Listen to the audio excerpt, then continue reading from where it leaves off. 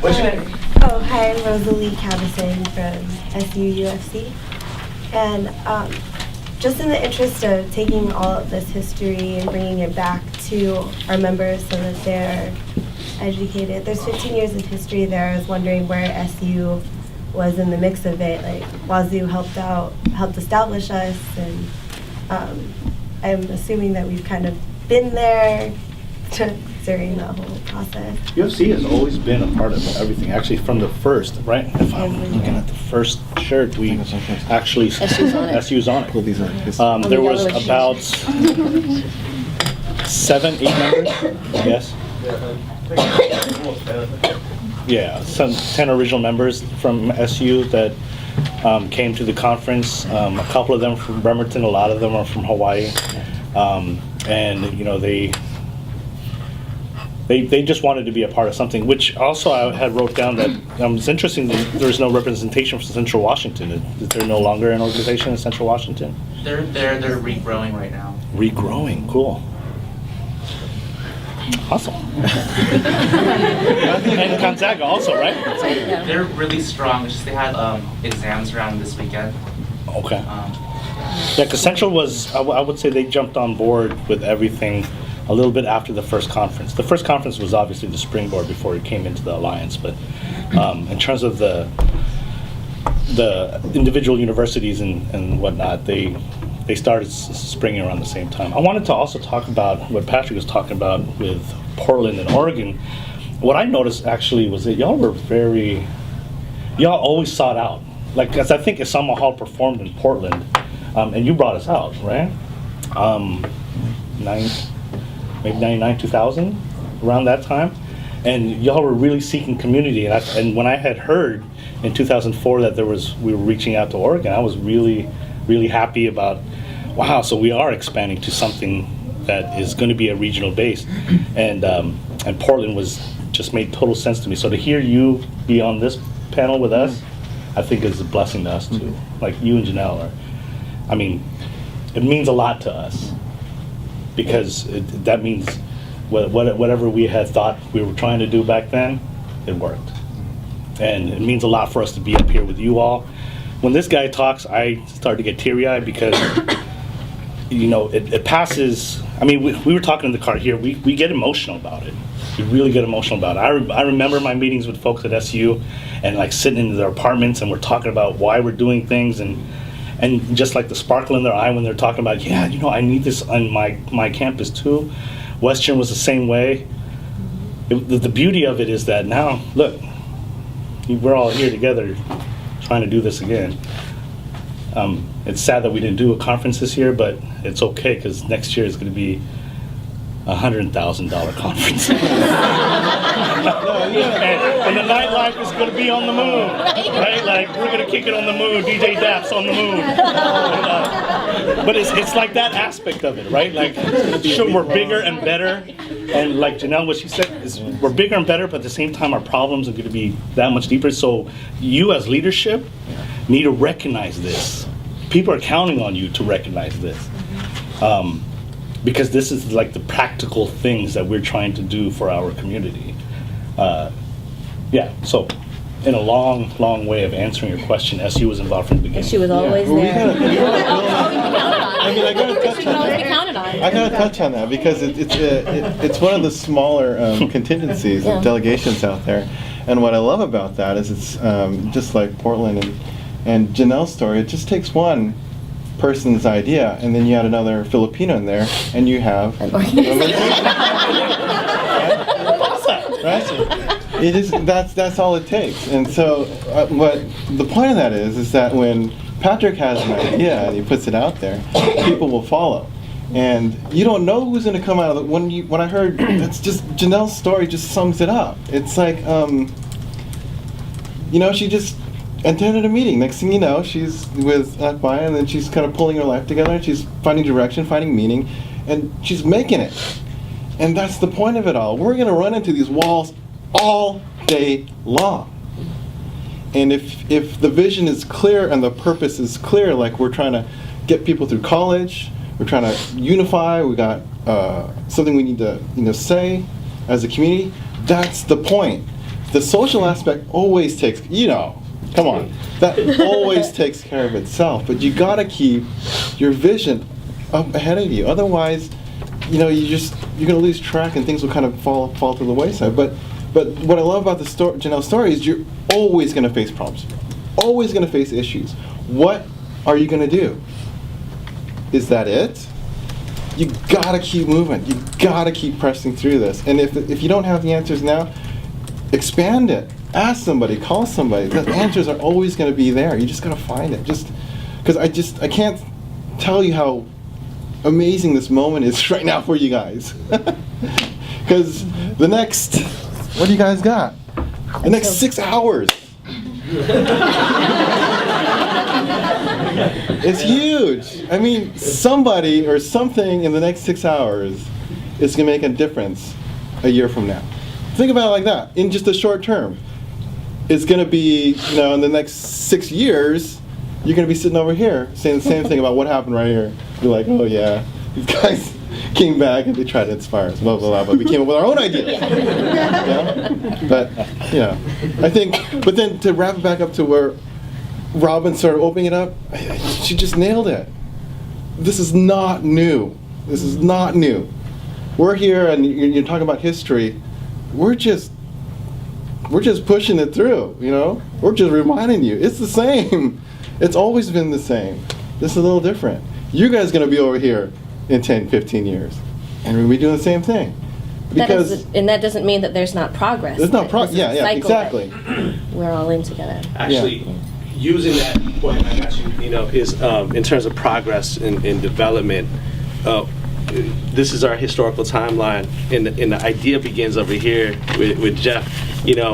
As one of the persons, obviously he was bouncing ideas off of a lot of people. When I came into FASA Wazoo, I remember being on phone conferences with JoJo and other FASA alumni, just trying to get ideas on how to develop a vision for the year with FASA Wazoo at the time. But I wanted to say that the purpose and vision of the Alliance was always an oral tradition, and it was communicated orally, and it's not until later down in this part of the trajectory that it starts to become defined.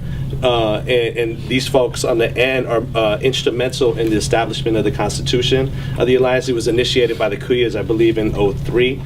It was completed this end in 2009, 2010. And I think the purpose and vision of the Alliance still has to be hammered out. I think consulting the alumni would be a good way for the Alliance as a whole to knock out what the purpose and vision is and use that to guide our organizations throughout the region.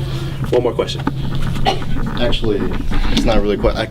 I'm here compelled to speak because I hear this history of this organization that I'm a part of, and I was sitting here, it's like I need to talk. I can't just ask a question. I need you guys to hear what this story now, today's story, that this group of students is going through. Okay, just like you guys, WSU FASA, I was I'm so pumped right now, okay? WSU FASA, everything I can agree on. Family, away from home. That was my family. I have no family here in Washington. I was alone.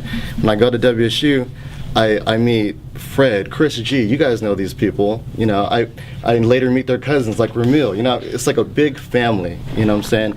And that was important. And the reason why I got involved in the Alliance. And I hear you guys' story, the struggles that you guys had, and at the time, I'm sure it was hard. But for us right now, me being SecGen, it's been hard because I want, I'm the outgoing, you know what I'm saying, and what I want to leave behind is a sense of the foundation that this younger crowd has control over what's going on. Because my first year on the board was last year. Last year was the first year that we didn't have conference. And what a lot of people don't realize is I would speak to Justin. Justin's last year SecGen, and we both felt like what the Alliance was becoming was a big party, And so I interviewed Kuya Jeff, Kuya Jojo, Kuya Bobby for the last conference at PSU for a history of the Alliance. And what I took from that, my first workshop out of 3, everyone was into it, a full crowd. By the end, by my third workshop, like 2 people were there, okay? And my concern is that, even during the nightlife event when people, we have our showcase, right? People were dipping out early to hang out. I'm sure if you guys were there, who went to the PSU conference?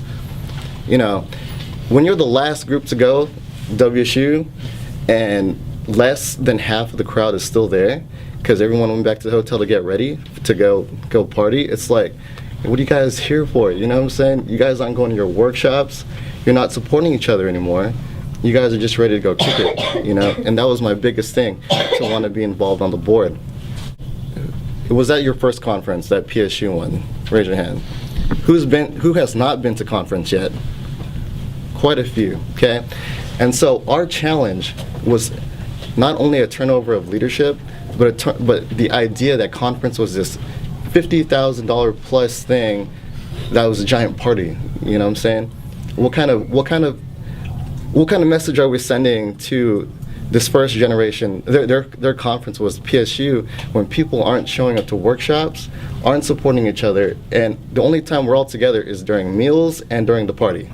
You know what I'm saying? And like, oh man, I always try to stay out of the spotlight, and I want everyone to do it. But this is the first time that I want to speak out, because it's like, it's hard, And then you get a lot of, we got a lot of flack, like not hosting conference, but it's not just that. No one bidded, because in everyone's mind, it's this expensive thing that everyone goes into debt for, Well, WSU is still in debt from the 2009 conference. Okay. Last year. Yeah, I was just getting out. GU took years to get out of. And like my face is just like, because it's not as simple as it used to be, And this year, like just that second, I never ever spoke out just on my view, but when I see people, those who were at the leadership retreat, okay, I can look at them and I know Ramil, Austin, Planette, Rachel, Marie, Jason, Ronell, Kenneth, everyone who was there, like when I see them come together during meetings, it's like, I'm so glad that I made the choice to not, I just want to sit back and let them handle it, because, the alliance is what it is, but in reality, it's like, it's the base of each thing. Ramil's gonna go back to NWFASA tomorrow, and it's gonna be him, and it's those individual organizations. And when I see these particular people, like I know that the alliance is in good hands, even if the alliance together doesn't seem together. You know what I'm saying? And so that's one thing that you guys have to realize, is that even if the alliance seems to be down right now, or even after last year, after not having conference, just realize how much good you guys really are doing in your individual organizations, okay? Like, I'm inspired, like, okay, I hate to always call out Rachel, because like I always notice Rachel like on Facebook, just like, Yo, oh man, WSU. My bad. No. Time out. Just gotta wrap it up. All right, but I'm just saying, like, the times are changing. The money is much more up. It's so much more expensive, and the challenge that we're facing, like I know we're on the move up, but like we just have to stick together, and we have to keep following what, at the end of the day, what we're really trying to do. You know what I'm saying? I interviewed someone, they said, we're Filipino, we're gonna party anyways. I forgot who said that. It was either Kuya, yeah, probably Kuya. But he said, once you get together after work, you're Filipinos party. You guys are gonna do it anyways. Like, we gotta remember that we're here to work first, and that's what we need to remember going into this year's conference. I see. Everybody knows we want to get back to basics. It doesn't have to be an expensive thing. Let's just get down to what we really want to do and move forward. I wanted to reply to a couple of points that Nino said. One of the things we had going for us was the fact that it was small. People stayed in our houses. They didn't know how to get around Pullman. People went to workshops.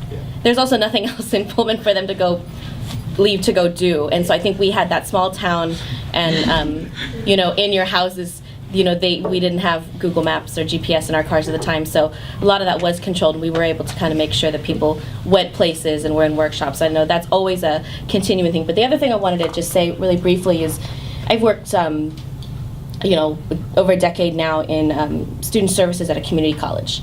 And the one thing that I've learned over time, and I know continually is frustrating when you're doing student organizing or student activities, is the constant renewal that happens. It's the constant maturation, dying away, and regeneration process. And every few years, the older students will always be frustrated that, and I'm not discounting what you're saying at all, and we've all experienced too, we'll always look at the up-and-comers and think, dang, these guys don't even know how we had it, or these guys don't even get why we're doing this. And it's, but the nature of college and of higher ed is that everybody's coming in and constantly discovering meaning and purpose for themselves anew every few years, and everybody's moving through that cycle at different times. And the same thing happens with organizations, because individuals are moving through that identity development cycle, organizations are moving through an identity development cycle, and so there is a constant growing up and sort of maturation, dying away, and regeneration that happens. And that's frustrating, and the trick is to try to overlap those cycles so that there isn't a stall in time. But that's more art than science. And so, yeah, I see this as an opportunity for you guys to regenerate. But just know that that frustration is something that is there for every generation of folks that go through higher ed, of student leaders, and something that everybody sees. And yeah, it is time to I would say, thinking of starting out with a $400 budget and being up to 60 G's now. Dang, put people up in your homes, get out of debt. But the regenerate, I love that, because it's just, you get to reinvent. Constant. Yeah, you get to reinvent. You get to reinvent and bring it forward again. And the trick for those that are outgoing or that are alumni, the lesson that we have to learn is to look back with patience and love and with kindness on that, and to realize that this next group coming in, or this group that hasn't done a conference yet, it's their chance to go through what we went through, and knowing what that did for us, it's a gift to them to be able to go through it again. I mean, how boring would it be for them to have to just step into the shoes that we created?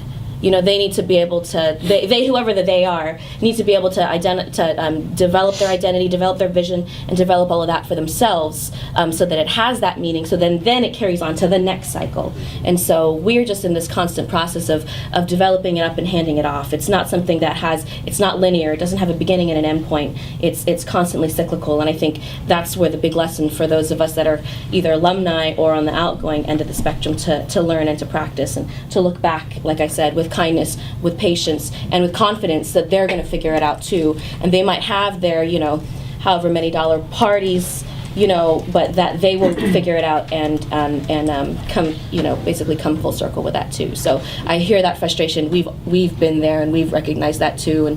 But just know that passes, and you'll feel inspired again, probably next year. And I think, to close it all up, so that we can move forward, just on that note, I think that highlights the importance of maybe firming up the principles and purpose and vision of the Alliance in a document that's going to bind the Alliance as a whole as it moves forward. Because I think, as an alumni member, there was parts when I was just hoping, like clinging on the grass blades on a hill, right? Like, hoping somebody was going to be able to carry it forward. And there was a lot of people who did drop the ball in the past, and but other people picked up, fortunately. And so it points to that one. And number two, the party aspect, as some of you may or may not know, I love that part to my demise, right? At a certain point in my life.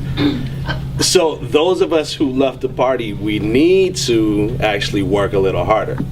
And those of us who work a little harder, we might need to party just a little bit more. Okay. And so it is finding that balance and going back to the principles of the Alliance and the vision of your individual organizations. I wanted to thank one last thing. And then, because I think a part of it is knowing that unity. As somebody who, the next conference is going to be at UW, right? Or it's most likely will be. As somebody who helped organize the UW conference back in 2001, the only one, it's possible to do it in Seattle. It's possible to house people in your homes. We did it then. And all these external factors are going to come into play, and you guys will be doing that and working on that today. But really, you set the example to your membership.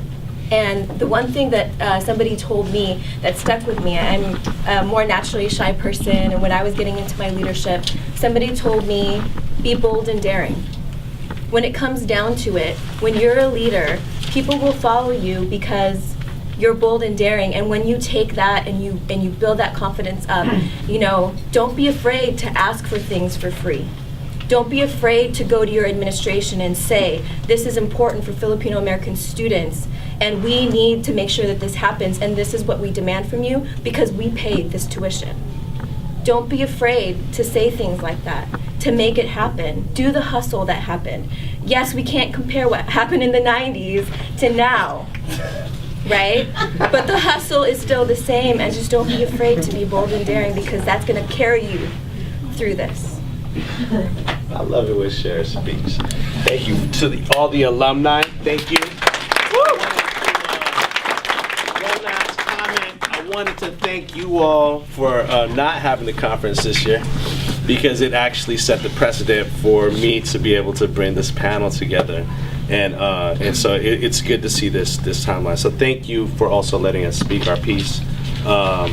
And what I see possibly gestating out of this is the Alliance Alumni Association that we've been talking about for so long. But I think now that we have this panel here, this is the material basis for that to happen, in the interest of supporting you all in the future and hosting your conference, and hopefully beyond your conference. Because I know that for me, as part of the Alliance for so long, I love the conference. And I too shared, the concern about the apathy and just the desire to party. And then I started a party. I was like, oh, this is live. Just thinking about all that, we want to be able to support you in continuing the legacy, whether it's morally, materially, financially, and so that you can always call on us. So thank you again, and enjoy the rest of your day. Thanks, Shelby. Hi.